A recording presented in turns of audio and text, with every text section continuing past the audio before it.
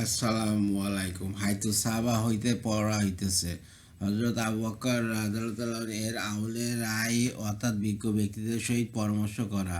হযরত কাসিম রহমতুল্লাহ বলেন, হযরত আবু বকর রাদিয়াল্লাহু আনহু যখন এমন কোনো বিষয়ের সম্মুখীন হইতেন যাহাতে তিনি আউলে রায় ও বিজ্ঞ ব্যক্তিদের সহিত পরামর্শ করিতে চাইতেন, তখন তিনি মুহাজির ও আনসারদের মধ্য হইতে কিছু লোককে ডাকিয়া লইতেন এবং হযরত ওমর রাদিয়াল্লাহু তাআলা আনহু, হযরত ওসমান রাদিয়াল্লাহু তাআলা আনহু, হযরত আলী রাদিয়াল্লাহু তাআলা আনহু, হযরত আব্দুর রহমান ইবনে আওফ রাদিয়াল্লাহু তাআলা আনহু, হযরত মুআজ ইবনে জাবাল রাদিয়াল্লাহু তাআলা আনহু, হযরত উবাই ইবনে কাব রাদিয়াল্লাহু তাআলা আনহু, হযরত যায়েদ ইবনে সাবিত রাদিয়াল্লাহু আনহুকেও ডাকিতেন।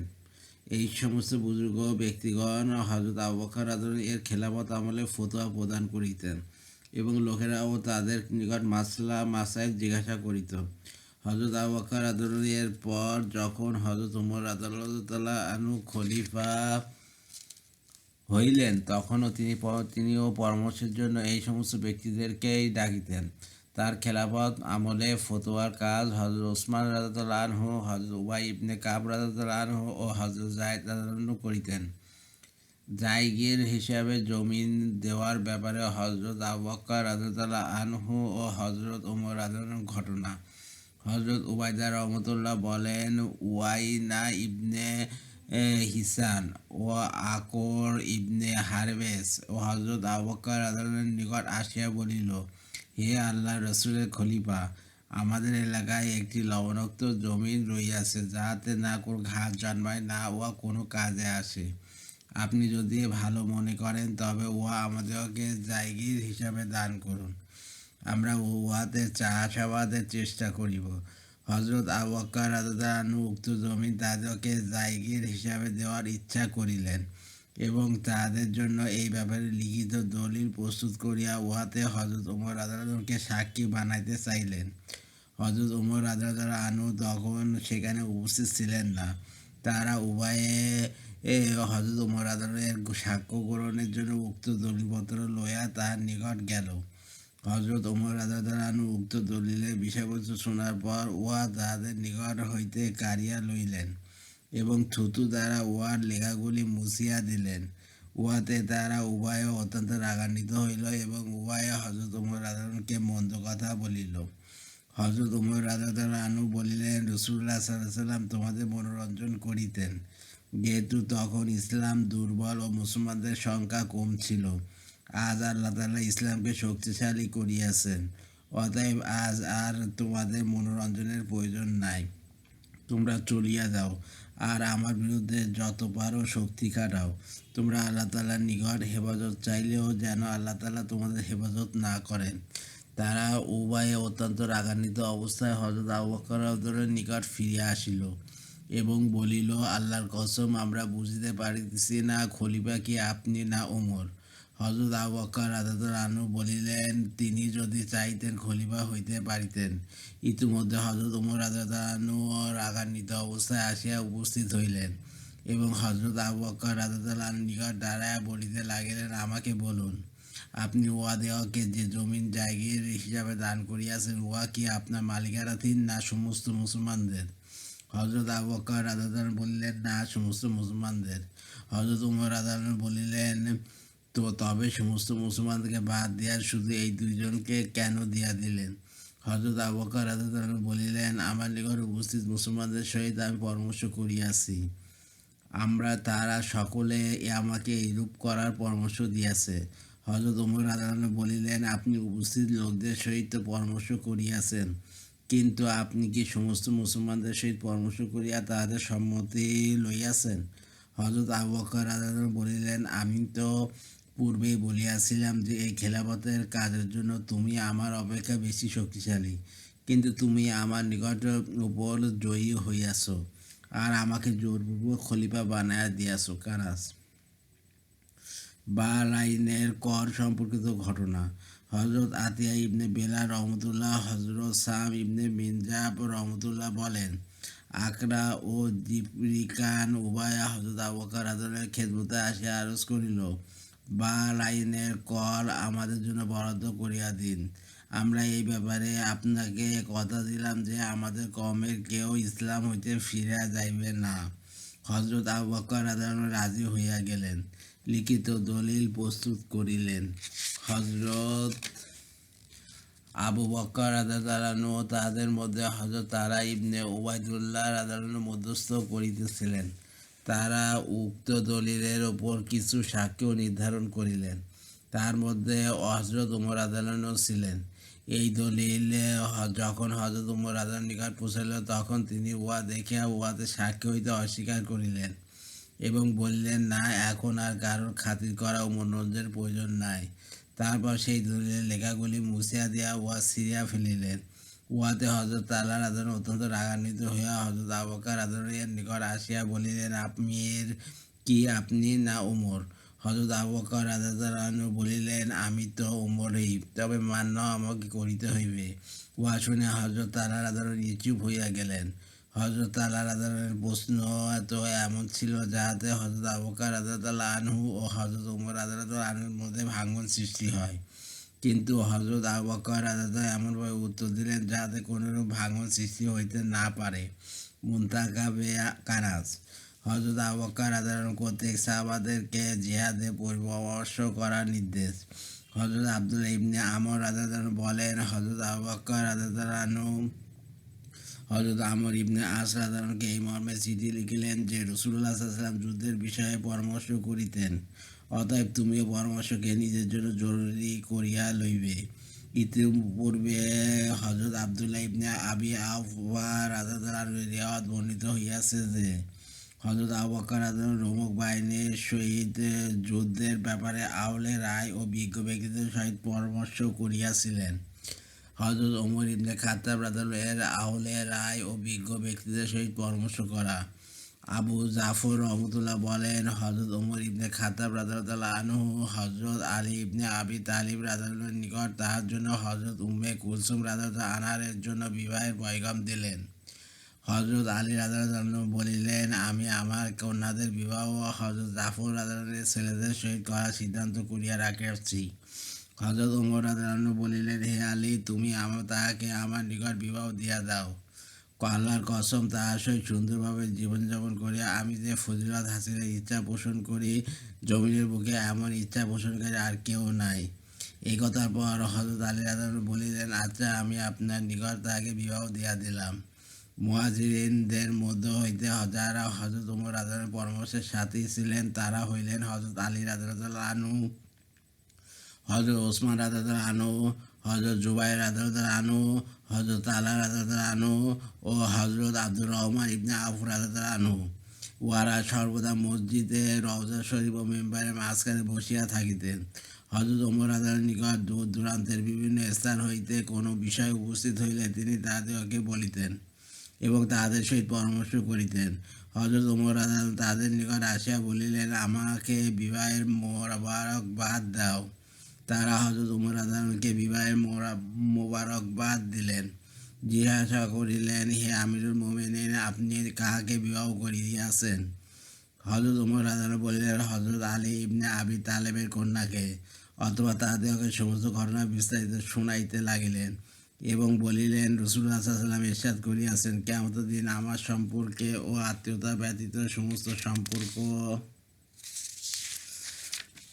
ও আত্মীয়তা ছিন্ন হইয়া যাইবে, আর আমি রাসূলুল্লাহ সাল্লাল্লাহু আলাইহি ওয়াসাল্লামের সহচর্যতা লাভ করিয়াছি। এখন এই বিবাহের দ্বারা ইচ্ছা হইল যে তাহার সহিত আমার আত্মীয়তার সম্পর্ক স্থাপন হইয়া যায়। কানাস।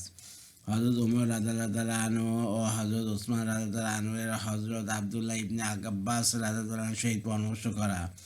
হযরত আতা ইবনে ইয়াসার রাদিয়াল্লাহু আনহু বলেন, হযরত ওমর রাদিয়াল্লাহু আনহু ও হযরত ওসমান রাদিয়াল্লাহু আনহু হযরত ইবনে আব্বাস রাদিয়াল্লাহু আনহুকে ডাকিতেন এবং বদর যুদ্ধে অংশগ্রহণকারী সাহাবা রাদিয়াল্লাহু আনহুদের সহিত তিনি পরামর্শের রায় প্রদান করিতেন।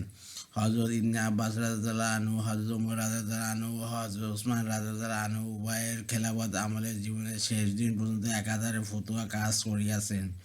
হযরত ইয়াকুব ইবনে জায়েদ রহমতুল্লাহ বলেন, হযরত ওমর রাদিয়াল্লাহু আনহু যখনই কোনো গুরুত্বপূর্ণ বিষয়ের সম্মুখীন হইতেন, হযরত ইবনে আব্বাস রাদিয়াল্লাহু আনহুর নিকট যায় হইতে পরামর্শ গ্রহণ করিতেন এবং বলিতেন, হে ডুবুরি, ডুব লাগাও, অর্থাৎ এই গুরুত্বপূর্ণ বিষয়ে ভালোভাবে চিন্তা করিয়া রায় দাও।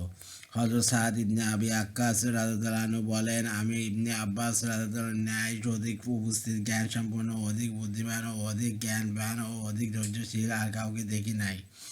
আমি হযরত ওমর রাদিয়াল্লাহুকে দেখিয়াছি, কোনো কঠিন ও দুর্বোধ্য সমস্যার সম্মুখীন হইলে তিনি হযরত ইবনে আব্বাস রাদিয়াল্লাহুকে ডাকিতেন এবং বলিতেন, তোমার সামনে একটি দুর্বোধ্য সমস্যা আসিয়াছে।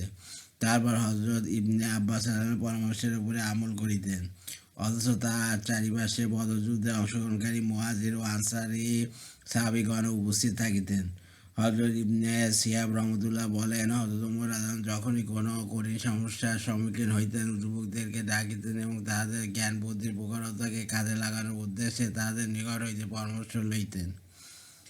ইমাম বাইহাকি রহমতুল্লাহ ইবনে সিরিন রহমতুল্লাহ হইতে বর্ণনা করিয়াছেন যে হযরত ওমর রাদিয়াল্লাহু সর্বদা পরামর্শ করিয়া চলিতেন, এমনকি তিনি মহিলাদের নিকট হইতেও পরামর্শ গ্রহণ করিতেন।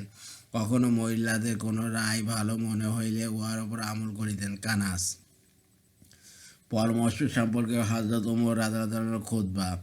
হযরত মুহাম্মদ রাদিয়াল্লাহু আনহু, হযরত আলী রাদিয়াল্লাহু আনহু, হযরত জিয়াদ রাদিয়াল্লাহু আনহু বলেন, 14 হিজরি সনের পয়লা মুহররম হযরত ওমর রাদিয়াল্লাহু আনহু মুসলিম বাহিনী লইয়া মদিনা হইতে বাহির হইলেন এবং মদিনা হইতে 3 মাইল দূরে সিরিয়ান নামক একটা জলাশয়ের নিকট ছাউনি স্থাপন করিলেন এবং সম্পূর্ণ বাহিনীকে সেখানে অবস্থান করাইলেন। হযরত ওমর রাদিয়াল্লাহু আনহু বাহিনীর সহিত সম্মুখে অগ্রসর হইবেন না মদিনায় অবস্থান করিবেন, এই ব্যাপারে লোকেরা কিছুই বুঝিতে পারিতেছিল না। আর লোকেরা হযরত ওমর রাদিয়াল্লাহু নিকট কিছু জিজ্ঞাসা করিতে চাইলে হযরত ওমর রাদিয়াল্লাহু আনহু ও হযরত উসমান রাদিয়াল্লাহু আনহু ও হযরত আব্দুর রহমান ইবনে আওফ রাদিয়াল্লাহুর মাধ্যমে জিজ্ঞাসা করিত। হযরত ওমর রাদিয়াল্লাহু আমলে হযরত উসমান রাদিয়াল্লাহুকে রাদিফ বলা হইত। আরবি ভাষায় রাদিফ বলা হয় সেই ব্যক্তিকে যে কারোর পর তার স্থলাভিষেক হয় এবং বর্তমানে আমিরের পর তার আমির হওয়ার সম্ভাবনা থাকে। আর যদি এই দুইজন লোকদের কোনো কথা হযরত ওমর রাদিয়াল্লাহুর নিকট জিজ্ঞাসা করিতে সাহস না পাইতেন, তবে লোকেরা হযরত আব্বাস রাদিয়াল্লাহুর মাধ্যমে বানাইত।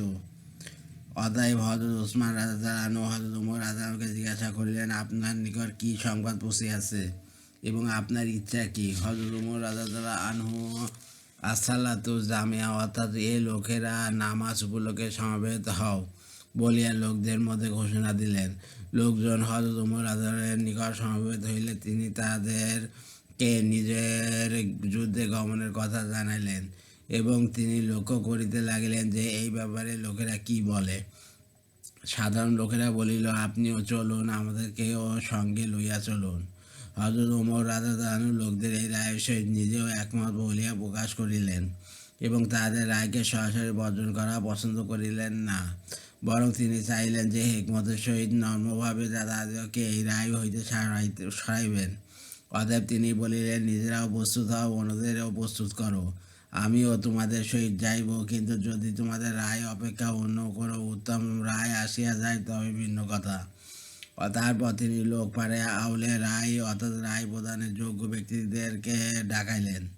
তার ডাকে নবী করিম সাল্লাল্লাহু আলাইহি ওয়াসাল্লামের সাহাবা রাদিয়াল্লাহু আনহুমদের মধ্য হইতে বিশেষ বিশেষ সাহাবা রাদিয়াল্লাহু আনহুম ও আরবদের শীর্ষনীতির লোকজন সমবেত হইলেন।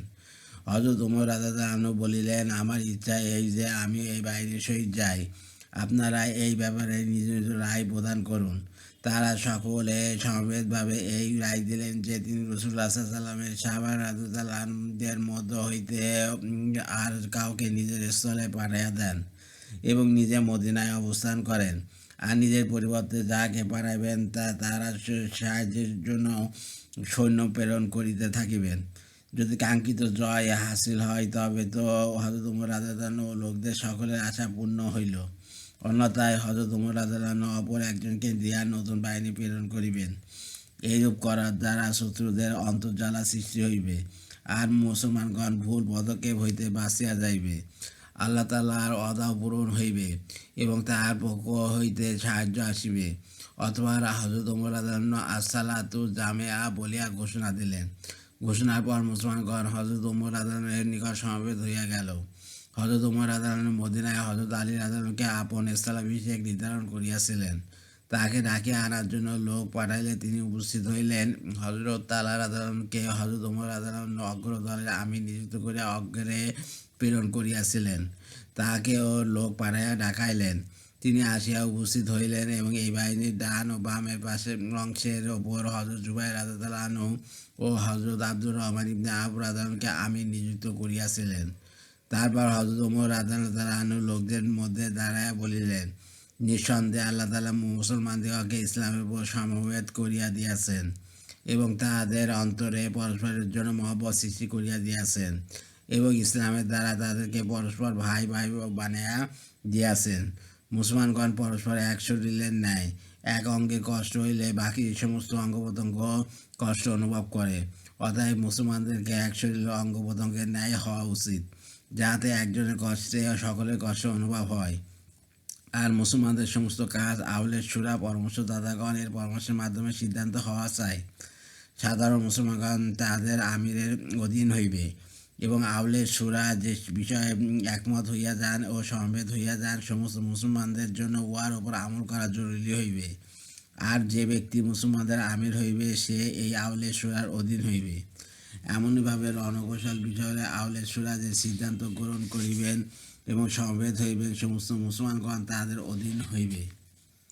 হে লোক সকল, আমিও তোমাদের মতো একজন ছিলাম এবং আমারও তোমাদের সহিত যাওয়ার ইচ্ছা ছিল, কিন্তু তোমাদের আউলের সূরা আমাকে যাইতে নিষেধ করিয়াছে। এখন আমারও রায় ইহা যে আমি মদিনায় অবস্থান করি এবং নিজের পরিবর্তে অন্য কাউকে আমির বানাইয়া পাঠাই। আমি যাহাকে অগ্রে প্রেরণ করিয়াছিলাম বা পিছনে মদিনায় রাখিয়া আসিয়াছিলাম এবং যাহারা এখানে উপস্থিত ছিল, তাদের সকলের সহিত আমি এই বিষয়ে পরামর্শ করিয়াছি। হযরত ওমর রাদিয়াল্লাহু আনহু পিছনে মদিনায় হযরত আলী রাদিয়াল্লাহু আনহুকে নিজের স্থলাভিষিক্ত নিযুক্ত করিয়া আসিয়াছিলেন এবং বাহিনীর অগ্রদলের উপর হযরত তালহা রাদিয়াল্লাহু আনহুকে আমির নিযুক্ত করিয়া আউস নামক স্থানে অগ্রে পাঠাইয়া দিয়াছিলেন। হযরত ওমর রাদিয়াল্লাহু আনহু ইহাদের দুইজনকেও ডাকিয়া আনিয়া পরামর্শে শরীক করিয়াছিলেন। ইবনে জরির রহমতুল্লাহ হযরত ওমর ইবনে আব্দুল আজিজ রহমতুল্লাহ হইতে বর্ণনা করেন, হযরত ওমর রাদিয়াল্লাহু আনহু যখন হযরত আবু উবাইদ ইবনে মাসউদ রাদিয়াল্লাহু আনহু শাহাদাতের সংবাদ পাইলেন এবং জানিতে পারিলেন যে পারস্যবাসী কিসরার বংশের এক ব্যক্তির নেতৃত্বে সমবেত হইতেছে, তখন হযরত ওমর রাদিয়াল্লাহু আনহু মুহাজির ও আনসারদেরকে একত্রিত করিলেন এবং তাহাদিগকে সঙ্গে লইয়া মদিনা হইতে বাহির হইয়া সিরান নামক স্থান পর্যন্ত পৌঁছাইলেন। পরবর্তী অংশ পূর্বোক্ত হাদিসের ন্যায় সংক্ষিপ্তকারে বর্ণনা করিয়াছেন। হযরত সাদ রাদিয়াল্লাহু প্রতি হযরত ওমর রাদিয়াল্লাহু পত্র। ইমাম তাবরানী হযরত মুহাম্মদ ইবনে সালমা বেকান্দি রহমতুল্লাহ হইতে বর্ণনা করেন যে, জাহিলিয়াতের যুগে হযরত আমর ইবনে মাদি কারাব রাদিয়াল্লাহু বহু কৃতিত্ব রহিয়াছে। তিনি ইসলামের যুগও পাইয়াছিলেন। নবী করিম সাল্লাল্লাহু আলাইহি সাল্লামের খেদমতে প্রতিনিধি দলের সহিত হাজির হইয়াছিলেন। হযরত ওমর ইবনে খাত্তাব রাদিয়াল্লাহু আনহু তাহাকে কাদিসিয়ার যুদ্ধে হযরত সাদ ইবনে আবি আক্কাস রাদিয়াল্লাহু আনহুর নিকট পাঠাইয়াছিলেন। সেখানে তিনি অনেক বীরত্ব দেখাইয়াছিলেন। হযরত ওমর রাদিয়াল্লাহু আনহু হযরত সাদ রাদিয়াল্লাহু আনহুর নিকট পত্রে লিখিয়াছিলেন যে, আমি তোমাদের সাহায্যে 2000 লোক পাঠাইতেছি। একজন হযরত আমর ইবনে মাদি কারাব ও অপরজন হযরত তুলাইহা ইবনে খুয়াইলিদ আসাদি রাদিয়াল্লাহু আনহু, অর্থাৎ ইহাদের প্রত্যেকে 1000-এর সমতুল্য। উহাদের সহিত যুদ্ধের বিষয়ে পরামর্শ করিও, কিন্তু উহাদেরকে কারোর উপর আমির নিযুক্ত করিও না। আলহামদুলিল্লাহ, হাদিস সাহাবা রাদিয়াল্লাহু আনহুম থেকে হইতে পড়া হইয়াছে। আমার ইউটিউব চ্যানেল রিপন কুরাজ, ওইটাকে সাবস্ক্রাইব করবেন দয়া করে, আর লাইক কমেন্ট শেয়ার দেবেন আমার ভিডিওতে, এতে আমি উৎসাহিত হই। রিপন কুরাজ আমার ফেসবুক পেজ, ওইটাকে আপনার ফলোতে রাখবেন। সবাই ভালো থাকবেন, সুস্থ থাকবেন এবং স্বাভাবিক থাকবেন। আল্লাহ হাফিজ।